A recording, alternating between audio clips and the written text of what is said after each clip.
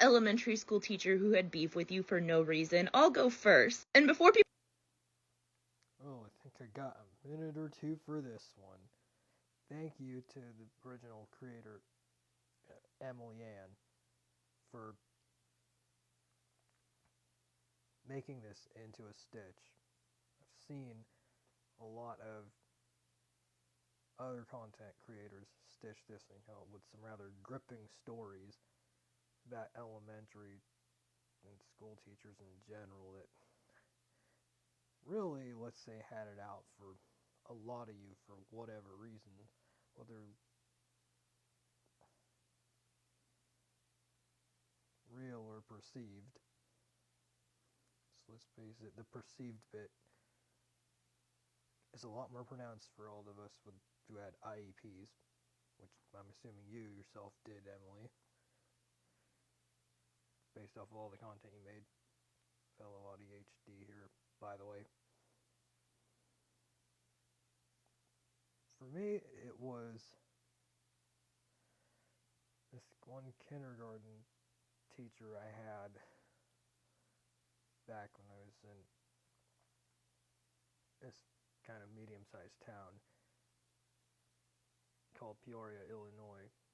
I was at a Catholic school there near the neighborhood we lived in. Her name was Mrs. Pauli.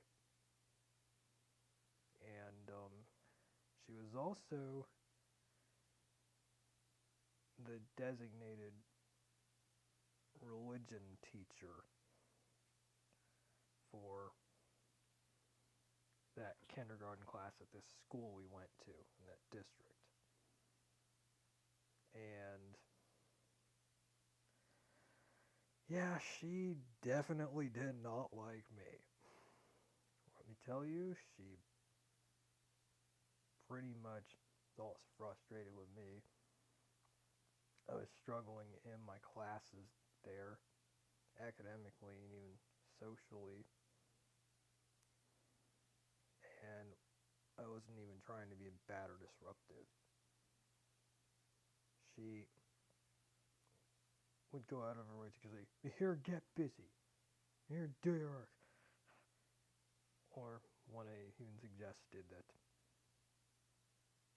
God or whoever could build spaceships. Spaceships can be built by man. Or built by man. And it was as if to suggest God can't be a scientist in disguise. Really? Or she'd complain about the drawings I'd make. And because I was having trouble concentrating. Because I had clearly been struggling with sitting still and all that. As undiagnosed ADHD and autism. She would always frequently single me out. And go out of her way to berate me in front of a lot of the other kids. Which, for anybody at that age, when you're on the spectrum, especially, felt ultra demeaning and horrifying all at once. Apparently, there was also a church across the parking lot from that very same school we went to that we also had to attend, which we also did for many years until we moved out of that town. And I might not have been there, maybe I was, don't remember exactly. But one day, I overheard her talking to one of the deacons or priests at that church saying that I was demonically possessed.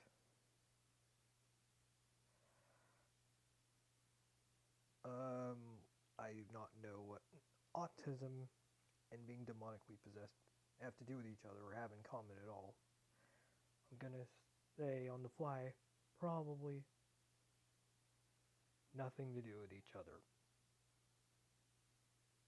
And I don't know what the guy's reaction to her comment was, so that's kind of beside the point. At one parent-teacher conference,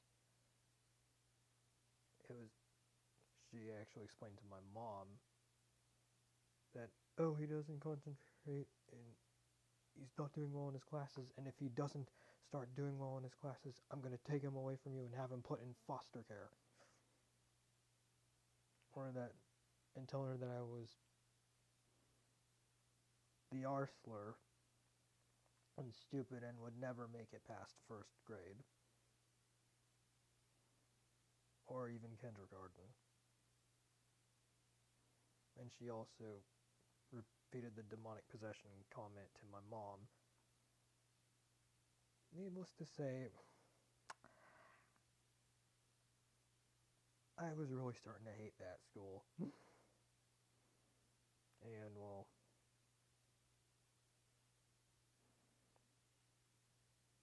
I think we all know where a lot of my spite for the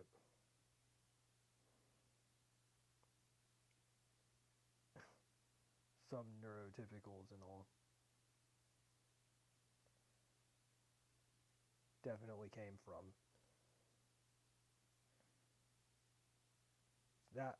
That was a major one for my experience with terrible elementary school teachers. So I can see why you have some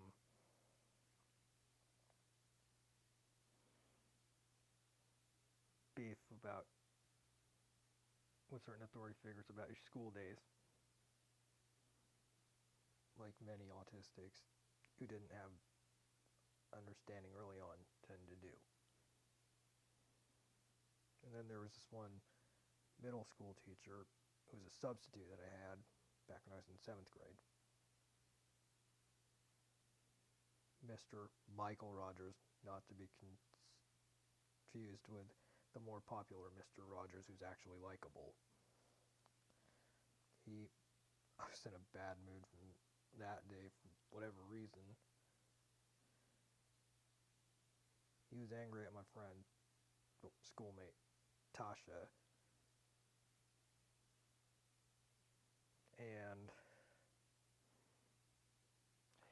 what he did was something that should have gotten his teaching license revoked, but clearly didn't, because they still let him sub a year later. This time for the 8th grade. And he pretty much grabbed a book in a fit of anger, threw it at Tasha's face, and literally made her cry. And in the resource room, I could hear her still crying. And then I was muttering something, and he told me, "You need to shut up and grow up." I was like, I was already annoyed that day, so I was like, I had had enough at that point. And not just because of what he did to Tasha, but because he spoke to me like that. So I think it's fair to say it was one part echolalia, one part snottiness. I repeated what he said to me back to him. I told him he needed to shut up and grow up in a sarcastic manner. And then he just got so offended. He said, "Did you just tell me to shut up?" And then I sarcastically told him, "No." I don't think he said anything to me ever since then. So yeah, those are the only two school teachers I ever had any beef with, or had beef with me. But either way, I hope they both sorted themselves out and learned not to say such awful stuff. Anyway, feel free to reshare this one. Take care, and don't let the ableists get you down.